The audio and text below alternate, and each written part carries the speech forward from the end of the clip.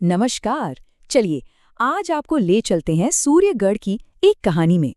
ये कहानी है एक राजा के साहस की और प्रकृति की अद्भुत शक्ति की। ये कहानी है राजा उदय सिंह और एक जादुई झील की, और इसमें एक बहुत गहरा सबक छिपा है। तो आइए इस सफर की शुरुआत करते हैं। तो कहानी शुरू होती है एक बहुत ही खुशहाल और समृद्ध राज्य से। नाम था सूर्यगढ़। लेकिन जैसा कि अक्सर होता है, इस खुशहाली पर ना एक बहुत बड़ा संकट मंडराने लगता है। एक ऐसा संकट जो न सिर्फ राज्य की नींव हिला देता है, बल्कि उसके राजा के सब्र का इम्तिहान भी लेता है। सोचिए, एक तरफ तो सूर्यगढ़ एक आदर्श राज्य था। राजा उदय सिंह अपनी प्रजा का खूब ख्याल रखते थे। सब कुछ बढ़िया चल रहा था, हर तरफ खुशहाली थी। और दूसरी तरफ एक भयानक समस्या, सूखा। एक ऐसा संकट जो धीरे धीरे राज्य की हरियाली और लोगों की मुस्कान दोनों को छीन रहा था। जरा सोचिए, महीनों गुजर गए और आसमान से पानी की एक बूंद तक नहीं गिरी। राजा ने अपनी प्रजा को बचाने के लिए क्या कुछ नहीं किया, हर मुमकिन कोशिश की, पर प्रकृति के आगे सब बेबस थे। लोगों की आंखों में निराशा थी और दिलों में डर बढ़ता ही जा रहा था।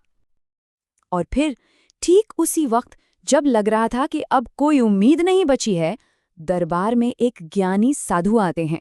उन्होंने एक रहस्यमयी झील के बारे में बताया, एक उम्मीद की किरण दिखाई जो राजा से साहस और एक सच्चे दिल की मांग कर रही थी। और राजा ने क्या किया?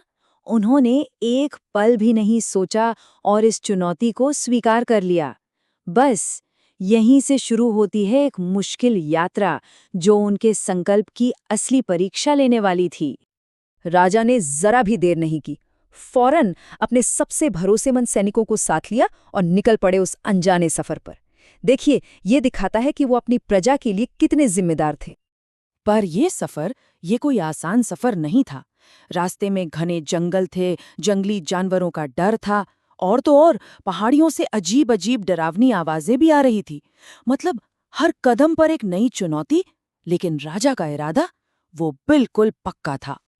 पूरे 3 दिन और 3 रातें, सोचिए, बिना रुके बिना थके वो बस चलते रहे। ये सिर्फ कोई शारीरिक यात्रा नहीं थी, ये तो उनके सब्र और हिम्मत का इम्तिहान था। और आखिरकार तीसरे दिन वो अपनी मंजिल पर पहुंच ही गए। और बस यहीं से कहानी में एक नया मोड़ आता है।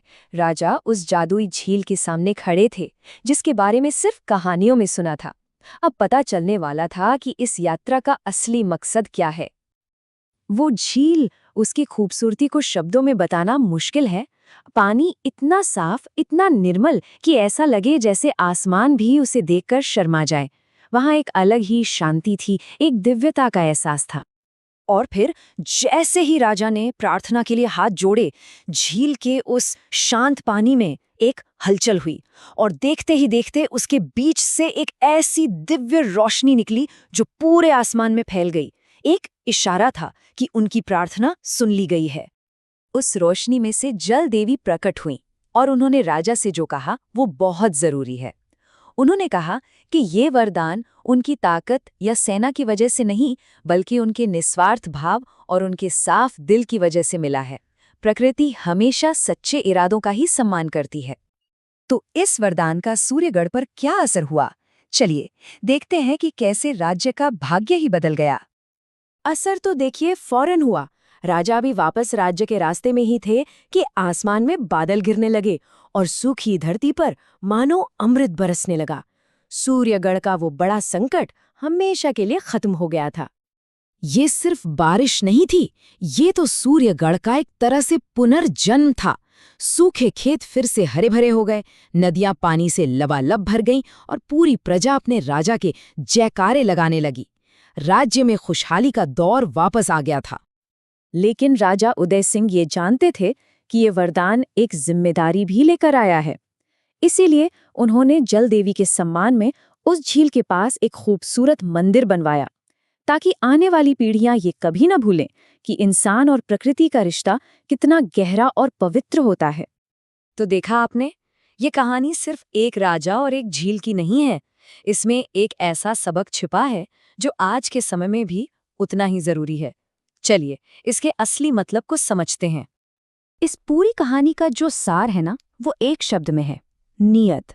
मतलब जब इरादे सच्चे होते हैं, दिल साफ होता है, तो प्रकृति भी आपका साथ देती है। राजा उदय सिंह की जीत असल में उनकी तलवार की नहीं, उनके साफ मन की जीत थी। ये कहानी भले ही सदियों पुरानी हो, पर इसका संदेश शायद आज हमारे लिए सबसे ज्यादा मायने रखता है। ये हमें ये सोचने पर मजबूर करती है कि आज की इस भाग-दौड़ वाली दुनिया में हम प्रकृति का सम्मान कैसे कर रहे हैं और हम इस रिश्ते को बेहतर बनाने के लिए क्या कर सकते हैं।